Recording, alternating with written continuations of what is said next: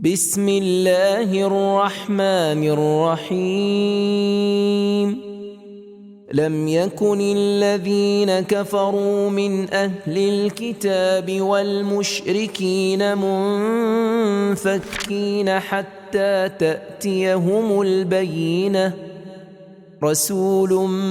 من الله يتلو صحفا مطهرة فيها كتب قيمة وما تفرق الذين أوتوا الكتاب إلا من بعد ما جاءتهم البينة وما أمروا إلا ليعبدوا الله مخلصين له الدين حنفاء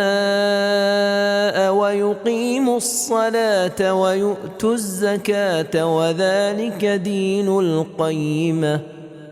إن الذين كفروا من أهل الكتاب والمشركين في نار جهنم خالدين فيها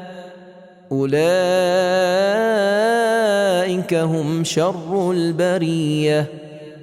إن الذين آمنوا وعملوا الصالحات أولئك